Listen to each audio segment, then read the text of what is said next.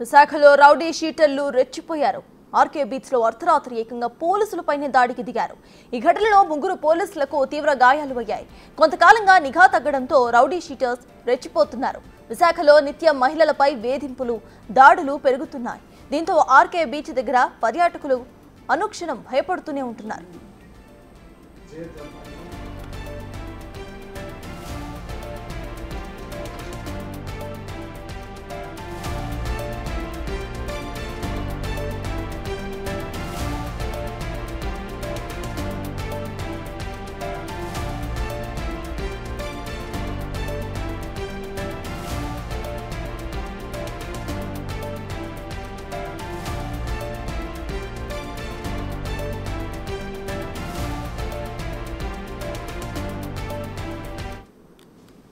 విశాఖలో rowdy sheeters రెచ్చిపోయారు. RK beach లో అర్ధరాత్రి ఏకంగా పోలీసులపైనే దాడికి దిగారు రౌడీ షీటర్లు.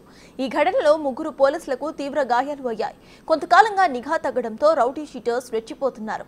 విశాఖలో నిత్యం మహిళలపై వేధింపులు, దాడులు పెరిగిపోతున్నాయి. దీంతో ఆర్కే బీచ్ దగ్గర పర్యాటకులు అనుక్షణం భయపడుతున్నారు.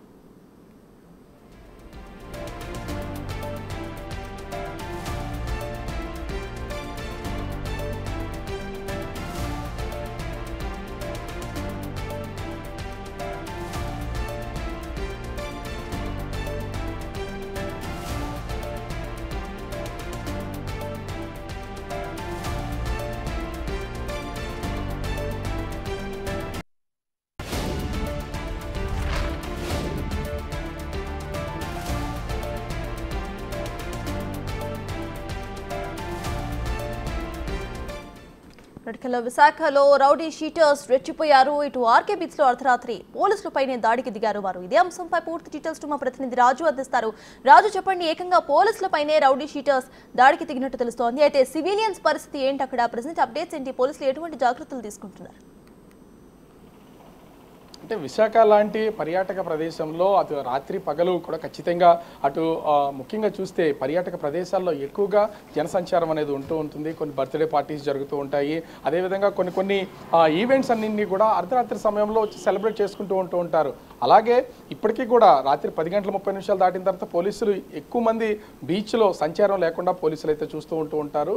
అదేవిధంగా 12 గంటలు దాటిన తర్వాత బీచ్లో ఎవరూ లేకుండా ఉండేలాగా చేస్తున్నటువంటి పరిస్థితి కనిపిస్తుంది. గతంలో కూడా విశాఖ ఆర్కే బీచ్కి సంబంధించి అనేక సంఘటనలు చూసాము. అటు ఆ ఫోటోగ్రాఫర్స్ విషయంలో కానీ, అదేవిధంగా మహిళల్ని అక్కడ ఉన్నటువంటి అల్లరి మొక్కలు, రౌడీ షీటర్లు అనేక మంది ఆకతాయిగా ఏడ్పించి ఇబ్బందులకు గురి చేసినటువంటి వాటిని కూడా చూసాం. అయితే గత కొన్ని రోజులుగా విశాఖలో నిరంతర నిఘా ఉన్నా కూడా అర్ధరాత్రి సమయంలో పోలీసులు మొత్తం కొంతమంది సివిల్ డ్రెస్లోనూ, కొంతమంది యూనిఫామ్లోనూ ఉండి ఎవరెవరు ఎక్కడి నుంచి వస్తున్నారు ఏంటి అనేది పరిశీలిస్తున్నటువంటి సమయంలో కొంతమంది ఎదురు తిరుగుతున్నటువంటి పరిస్థితి కనిపిస్తుంది. అట్లానే అర్ధరాత్రి సమయంలో విశాఖ ఆర్కే బీచ్లో ఒక ఐస్ క్రీమ్ బండి దగ్గర వచ్చినటువంటిది, అంటే ఇంచుమించుగా 12 గంటలు దాటిన తర్వాత ఏ విధమైనటువంటి షాపులు కానీ ఉండడానికి వీల్లేదు. వాటన్నింటినీ కూడా పోలీసులు పంపించేస్తూ ఉంటారు.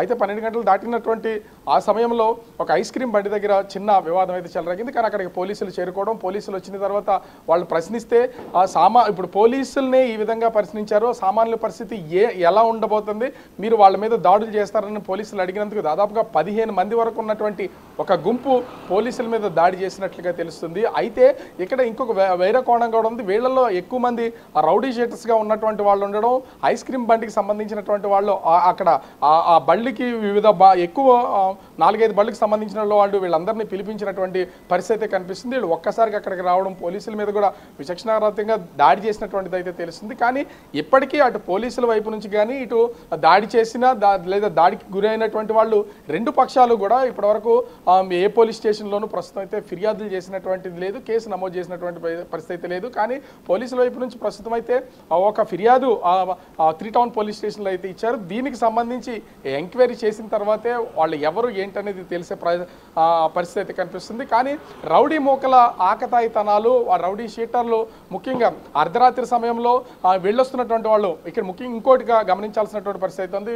ఆర్కే బీచ్ లాంటి ప్రదేశంలో ఆ షిఫ్ట్లు మారి ఇంచుమించుగా 10 గంటల తర్వాత 11 గంటల తర్వాత షిఫ్ట్లు మారి ఐటీ ఉద్యోగులు కానీ ఇతర సంస్థల్లో పనిచేస్తున్నటువంటి వాళ్ళు ఇంచుమించుగా 11 దాటిన తర్వాత బీచ్ రోడ్లో ప్రయాణం చేస్తూ వాళ్ళు ఇళ్ళకి వెళ్తున్నటువంటి పరిస్థితి ఉంటుంది. అట్లాంటి టైంలో కూడా ఈ రౌడీ షీటర్లు కానీ రౌడీ మూకలు కానీ వాళ్ళని వెంట పడడం, వాళ్ళతో వాళ్ళని వెకిలి చేష్టలు చేయడం ఇట్లాంటివి కూడా గమనిస్తున్నటువంటి పరిస్థితి కనిపిస్తుంది. ఈ నేపథ్యంలోనే అర్ధరాత్రి సమయంలో జరిగినటువంటి ఈ సంఘటనతో పోలీసుల మీద ఎదురు తిరగడం, దాదాపుగా 15 మందిగా వచ్చి ఒక ముగ్గురు పోలీసుల మీద దాడి చేసినటువంటి పరిస్థితి కనిపిస్తుంది. దీంతో ప్రస్తుతం అయితే అసలు ఎవరు దాడి చేశారు, ఐస్ క్రీమ్ బండి దగ్గర వచ్చినటువంటి వివాదం ఏంటి, దీనికి కారణాలు ఏంటనేది పోలీసులు అయితే అండర్ ఇన్వెస్టిగేషన్ చేస్తున్నటువంటి పరిస్థితి ఉంది. ఇటు పోలీసుల వైపు నుంచి తప్పుందా, లేదా అటు రౌడీ మూకలుగా వచ్చినటువంటి వాళ్ళు, లేదా ఐస్ క్రీమ్ బండి దగ్గర పిలిపించినటువంటి వాళ్ళ వైపు నుంచి తప్పుందా, ఇది తేలితే కానీ కేసులు ఒకరి మీద ఒకరు పెట్టడమో లేకపోతే చర్యలు తీసుకునే అవకాశం అయితే కనిపించట్లేదు. కానీ విశాఖ బీచ్లో అటు ఎన్టీఆర్ స్టాచ్యూ దగ్గర నుంచి, ఆర్కే బీచ్ ఎన్టీఆర్ స్టాచ్యూ దగ్గర నుంచి అటు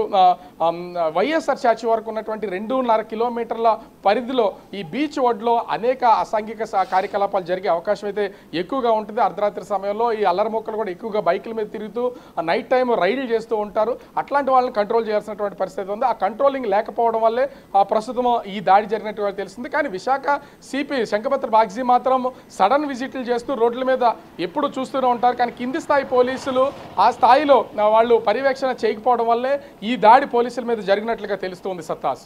రైట్, థ్యాంక్ యూ రాజు.